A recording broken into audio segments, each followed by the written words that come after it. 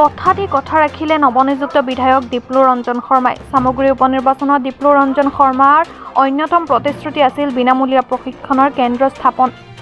কাৱৈমাৰী উচ্চতৰ মাধ্যমিক বিদ্যালয়ত বিনামূলীয়াকৈ মুকলি কৰিলে প্ৰশিক্ষণ কেন্দ্ৰ। বিভিন্ন প্ৰতিযোগিতামূলক পৰীক্ষাত অৱতীৰ্ণ হ'ব পৰাকৈ প্ৰশিক্ষণ প্ৰদান কৰা হ'ব বুলি জানিব দিয়ে বিধায়কগৰাকীয়ে। ভাৰতৰ বিভিন্ন প্ৰান্তৰ পৰা অভিজ্ঞতা সম্পন্ন শিক্ষকৰ দ্বাৰা সামগ্ৰীৰ দুখীয়া দৰিদ্ৰ ছাত্ৰ-ছাত্ৰীক এই প্ৰশিক্ষণ প্ৰদান কৰা হ'ব।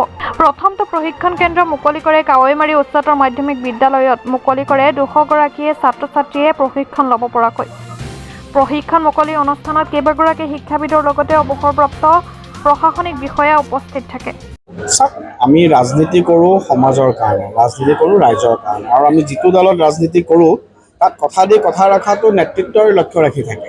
গতিকে মোৰো সেইটো এটা খুব অন্যতম সপোন আছিল, আৰু ৰাইজক মই প্ৰতিশ্ৰুতি দিছিলোঁ যে বিধায়ক হিচাপে নিৰ্বাচিত হৈ অহাৰ পিছত মই প্ৰথম এটা প্ৰতিযোগিতামূলক পৰীক্ষাৰ প্ৰশিক্ষণ কেন্দ্ৰ মই আৰম্ভ কৰিম 4টা জিলা পৰিষদত।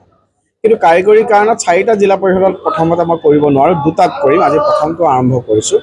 মাননীয় আমাৰ খুব এটা আগশাৰী শিক্ষানুষ্ঠান প্ৰশিক্ষণ প্ৰতিষ্ঠান টাইমৰ লগত ইতিমধ্যে কথা পাতিছোঁ।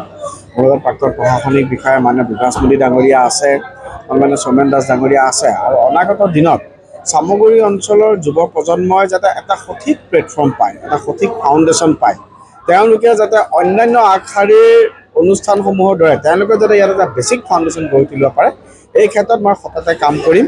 এইটো মোৰ লক্ষ্য আৰু উদ্দেশ্য।